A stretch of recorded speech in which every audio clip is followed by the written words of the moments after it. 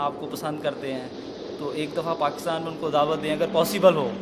تو ہمیں ایک دو ان کے لیکچر سننے کو مل جائیں۔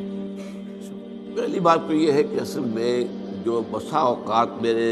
تقریر کے دوران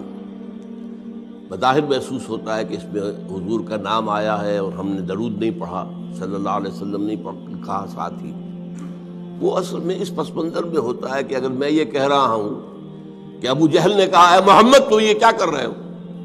اب اگر میں یہ کہتا کہ ابو جہل نے کہا ہے محمد صلی اللہ علیہ وسلم تم کیا کر رہے ہو، اب یہ اس کے اندر ظاہر بات ہے کہ ابو جہل تو صلی اللہ علیہ وسلم نہیں کہے گا، یہ تو آپ نے ایڈ کیا ہے نا، اور اس سے یہ ہے کہ اس گفتگو کے اندر جو ہے اس کا تسلسل ٹوٹ جاتا ہے، تو وہ متکلم کے حوالے سے بات ہوتی ہے۔ اس کے بعد میں کیا کرتا ہوں، جب جملہ یا بات ختم ہو گئی تو صلی اللہ علیہ وسلم کہہ دیتا ہوں، تاکہ وہ جو ایک کمی رہ گئی درمیان میں اس کو پورا کر لیا جائے حتی الامکان۔ باقی یہ کہ اس میں اس کے علاوہ پھر بھی اگر جو ہے کوئی کمی رہ جائے تو اللہ تعالیٰ معاف فرمانے والا ہے۔ دوسری بات یہ ہے کہ یہ جو آپ جن کے بڑے لوگوں کے نام لے رہے ہیں، ہمارے معاشرے کے اندر ہر شخص کی ایک قیمت مقرر ہو چکی ہے۔ آپ کے نزدیک میری قیمت کچھ اور ہے، ان کے نزدیک میری کوئی قیمت نہیں ہے، میری کوئی سیاسی فالوئنگ نہیں، میرا کوئی مذہبی فرقہ نہیں، میرے پاس کوئی دولت نہیں کہ میں بڑی سی دعوت کر کے ان کو بلاؤں، تو وہ جو حیثیتیں ان کے ہاں شمار ہوتی ہیں وہ آپس کے اندر تو ان کی ایک برادری ہے۔ اب جب کسی کا ولیمہ ہو رہا ہے 2000 آدمی اس نے بلا کے، چاہے آپس میں ایک دوسرے کے یہ انتہائی جو ہے وہ دشمن ہے، لیکن یہ کہ اپنے سوشل معاملات کے اندر ان کے فنکشنز میں جانا اور آنا، ولیموں میں، نکاحوں میں، فوتیدگی پر، یہ ان کا ہے۔ تو میں در حقیقت ان کی اس برادری میں شامل ہوئی نہیں، میں تو درویش ہوں۔ آپ کے نزدیک میری قیمت جو ہے وہ ہے، کسی اور کے نزدیک بھی ہو سکتی ہے، لیکن ان لوگوں کے نزدیک میری وہ قیمت نہیں ہے، نہ میرے بلانے پر کوئی آئے گا، نہ کوئی میری بات سنے گا۔ ویسے جو میری بات تو نہیں ہے،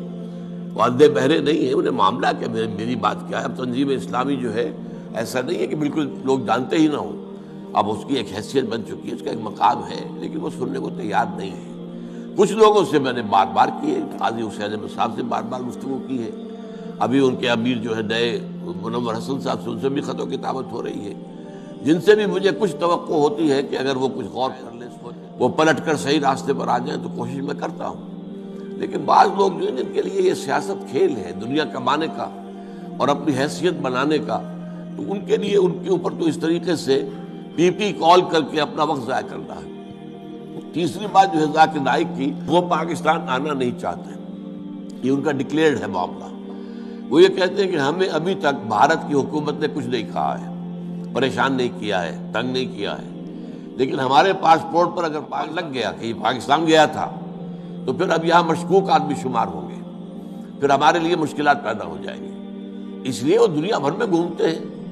امریکہ گئے ہوئے، یورپ گئے ہوئے، سعودی عرب تو گویا کہ ان کا ایک بائیں ہاتھ کا سفر ہوتا ہے ہمیشہ، معلوم آج گئے ہوئے، دبئی ہے،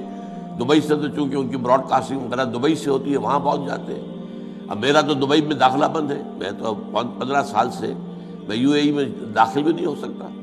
ورنہ میرا خیال تھا ایک دفعہ کہ ان سے ملاقات کے لیے میں تفصیل سے ان سے کچھ بات کرنا چاہتا تھا کہ جو کام وہ کر رہے ہیں